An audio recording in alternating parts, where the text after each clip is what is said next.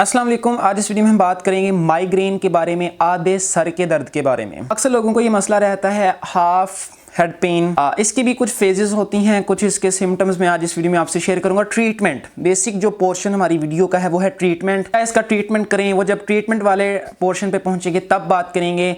Basically migraine है क्या? Migraine आपके आधे सर का दर्द है जो बेसिकली आपके यहाँ पर और इस एरिया वाले हिस्से में आपके होता है। हेड पेन भी इसे कहते हैं और इसकी कुछ फेजेस हैं, 4 फेजेस हैं इसकी, जिसमें सबसे पहली फेजेस का नाम है प्रोड्रोम। प्रोड्रोम फेजेस बेसिकली तकरीबन 3 घंटे से कुछ दिनों तक रहती है। इसको हम प्री हेडेक फेज भी कहते हैं और इस फेज में बेसिकली आपको बोलने में, पढ़ने में बड़ी मुश्किल आती है। इवन दैट कि आपको सोने में इस फेज के अंदर मुश्किल आती है। अगर आपको ये सिम्टम्स मिले तो आप प्री हेडेक मतलब प्रोड्रोम फेज के अंदर हैं, जो अभी मैं चीजें आपको बता रहा हूं। इवन दैट इस फेज के अंदर आपको नोजिया यानी उल्टी आने को, दिल करना, ये भी आपको महसूस होता है। इसके बाद पेशाब आपको इस फेज में बहुत ज्यादा आता है, फ्रीक्वेंट यूरिनेशन होती है। Second phase basically aura, AURA, और ये 5 मिनट से लेकर 60 मिनट के इन बिटवीन रहता है। इसकी जो सबसे बड़ी निशानी है, अगर आप इस फेज के अंदर है, आपके कान बजने लगते हैं, कान में टिंगलिंग सी होने लगती है। इसके बाद थर्ड फेज की बात करें तो थर्ड फेज का सिंपल नेम हेडेक। ये बेसिकली 4 घंटे से लेकर 72 घंटे तक रहता है। इसमें आपके जो स्किन का कलर है वो पेल येलो सा हो जाता है, यानी जर्द हो जाता है। वही पहले वाले सिम्टम्स, टायर्डनेस, थकावट रहती है, मसल स्टिफनेस हो जाती है।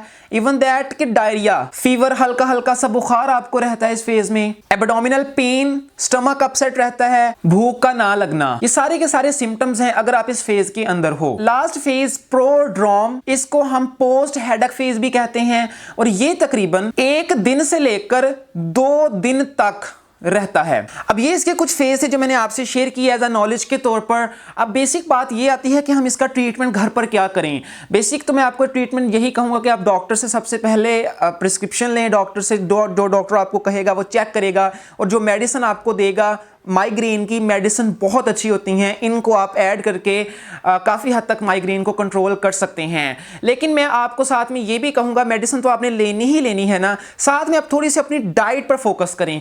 डाइट में मैं आपको 2 से 3 चीज़ें बता देता हूँ जो आपने अपनी डाइट के अंदर ऐड रखनी है ताकि आपका जो माइग्रेन का इशू है वो जल्दी से जल्दी ठीक हो जाए और इंशाल्लाह जल्दी से जल्दी ठीक हो भी जाएगा। सबसे पहले जो आपने डाइट के अंदर एक चीज ऐड करनी है वो है मैग्नीशियम। मैग्नीशियम आपको जितनी भी ग्रीन लीफी वेजिटेबल्स हैं जिनके पत्ते सब्ज हैं, जैसा कि सबसे इंपॉर्टेंट आपकी पालक, स्पिनच, उसमें मैग्नीशियम आपको मिलेगा। नट्स की बात करें, खुश्क फलों के अंदर आपको बहुत ज्यादा मैग्नीशियम देखने को मिलता है, जिसमें हमारे पास अखरोट आ जाते हैं और सबसे अच्छा सोर्स जो मैग्नीशियम का है वो हमारे पास आलमंड्स हैं, बादाम हैं। बादाम का जब छिलका उतारते हैं अंदर व्हाइट हिस्सा निकलता है बादाम का, उस व्हाइट हिस्से के अंदर मैग्नीशियम ही मैग्नीशियम है। बेहतरीन सोर्स है। अगर आप खुश्क फलों में देखना चाहें तो जो बादाम है ये बेहतरीन सोर्स है मैग्नीशियम का। दूसरे नंबर पर कैफीन, जो बेसिकली आपकी कॉफी के अंदर, कैफीन सुना ही होगा आपने, कॉफी वगैरह के अंदर पाया जाता है। तो दिन के किसी भी हिस्से में, रात को नहीं, रात को अगर आप कैफीन लेंगे तो कैफीन एज यू नो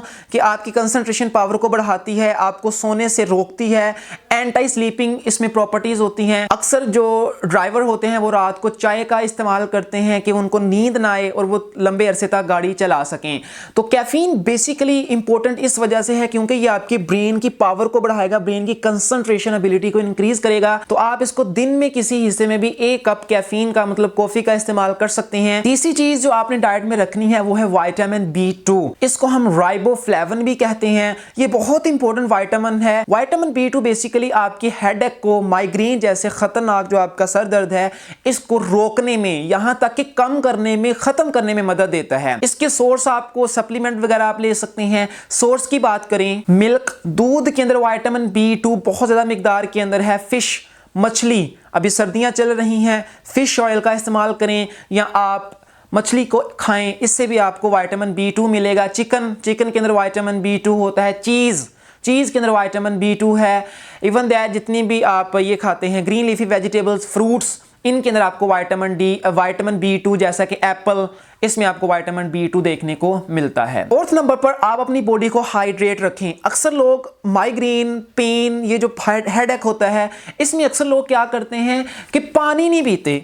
पानी जब नहीं पिएंगे आपकी बॉडी डिहाइड्रेशन स्टेज में चली जाएगी, आपको आपका जो माइग्रेन वाला इशू है वो मजीद बढ़ेगा। आप चाहे मेडिसिन खा रहे हो, कुछ भी खा रहे हो, आप होम रेमेडीज भी कर रहे हो, ट्रीटमेंट जो मैंने अभी आपको बताया क्या क्या खाने, सब कुछ कर रहे हो, पानी नहीं ना पियोगे, आपकी बॉडी डिहाइड्रेशन स्टेज में चली जाएगी, आपका सारा खाता खूह में गिर जाएगा। ठीक है, तो पानी को लाजमी इस्तेमाल करना है जिससे आपकी बॉडी हाइड्रेट रहे और आपको काफ़ी मदद मिले आपकी ब्रेन को इस प्रॉब्लम से निपटने के लिए। अभी अक्सर लोगों को माइग्रेन का इशू है, वो पानी नहीं पिएंगे, पानी आपने पीना है, पेशाब चाहे आपको जितना मर्जी आ जाए। तो ये कुछ इन्फॉर्मेशन थी माइग्रेन के बारे में। अगर आपको अच्छी लगी है लाइक कीजिएगा, सब्सक्राइब कीजिएगा, फेसबुक पर फॉलो कर लें, यूट्यूब पर सब्सक्राइब कर लें। मिलेंगे नेक्स्ट वीडियो, अपना ख्याल रखिएगा, अल्लाह हाफिज़।